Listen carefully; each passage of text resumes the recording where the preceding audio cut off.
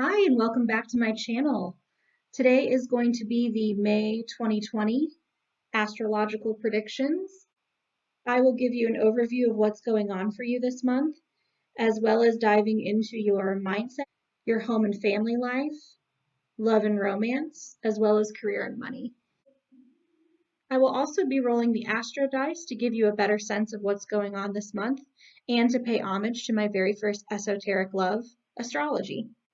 At the end of each reading, I will pull a meditation card for your sign, and you can come back to that meditation piece as many times as you need to. I'll leave a timestamp in the description below for that. This will help ground you and center your month moving forward.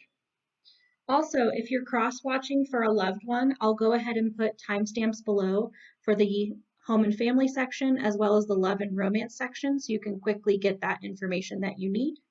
These messages are for your sun, moon, and rising sign.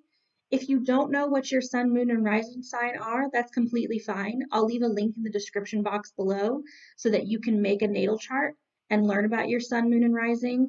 You have to know your exact birth time in order to be able to get your rising sign. And if you don't know it, that's completely fine. You will get a lot of information by just knowing your sun and moon sign from these videos.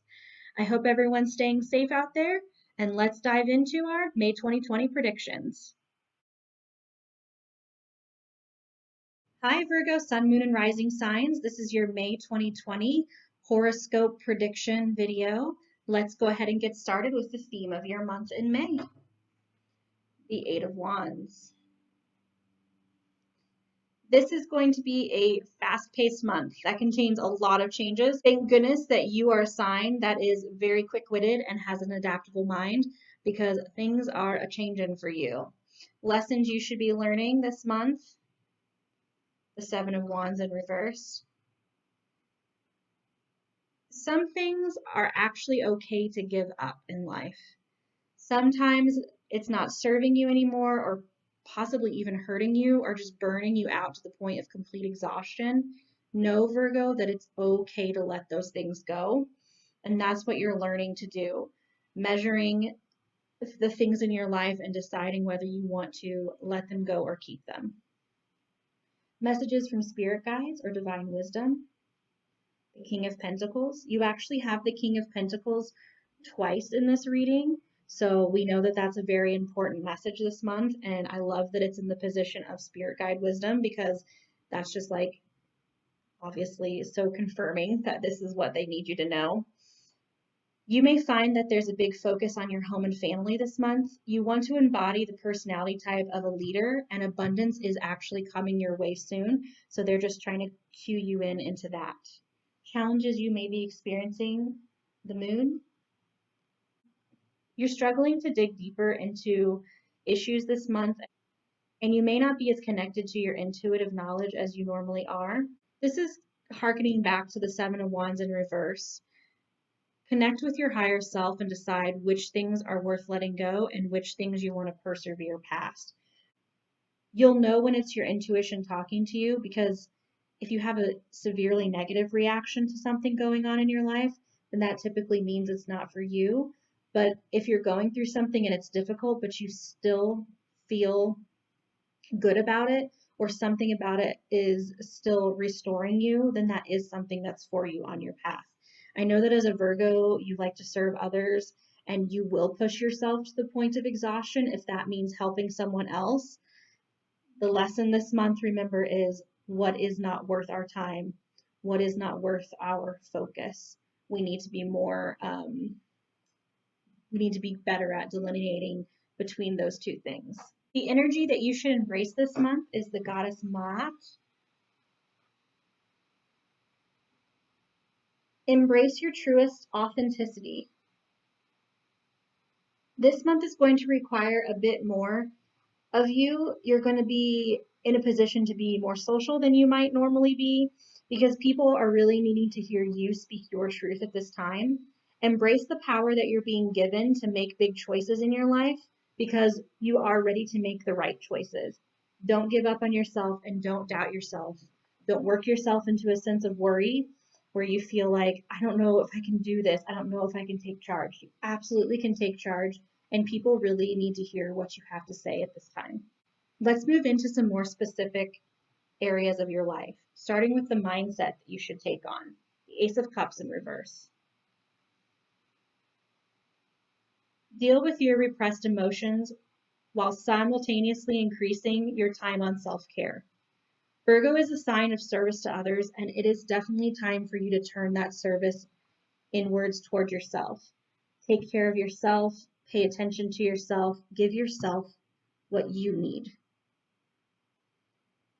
Here's the King of Pentacles again, popping up in home and family life. You are going to go ahead and take more of an authority position at home or with your family. Virgos are already a pretty great homemaker sign, so your family could really use your natural skills at this time as they're easing back into the world. For love and romance, we have the Ten of Swords reversed and the Camel. The Two of Swords in reverse and the Camel are working together to tell us a little bit of a story. If you're single, you've been struggling to move past a certain stage on your quest for love, and maybe you're finding things to be a little bit stagnant in the area of romance. But the Camel is all about looking at our reactions to the situation to make sure that we're remaining cool in the face of frustration. If you're already coupled up and in a relationship, you and your partner may have been weighing a difficult decision together, and you might have kind of been avoiding making that decision because you had differing opinions on it. The Camel is a sign that there might be a third option where you can sort of compromise and both of you get what you want. So definitely take a look into that if you're in a relationship this month.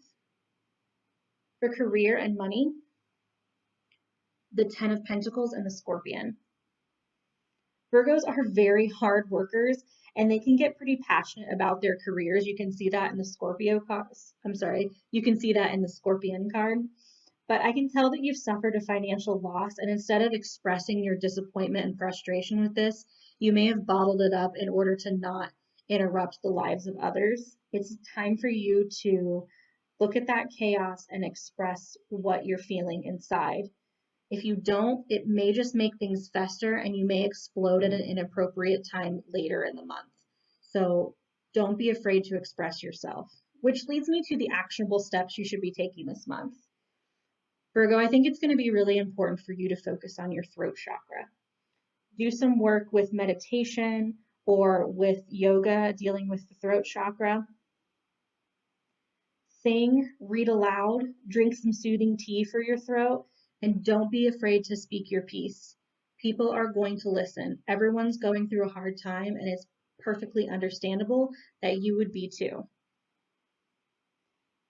You might even consider taking a short trip somewhere else. Sometimes when we get ourselves out of our stale surroundings, it can help to bring our minds out of the place that it's in and help them to open up, and then in turn open our emotions up as well. The next thing I want to do is roll the Astrodice. This is going to give us a house in astrology, a sign, and a planet, and will also give us more information into what's going on. Okay, the 10th house, the moon, not rolled the moon yet, and Scorpio. The 10th house deals with our career, and I can see you're doubting your intuition. Because you've suffered a loss at work, you may be wondering, am I doing the right thing in work? Is this what's supposed to be happening?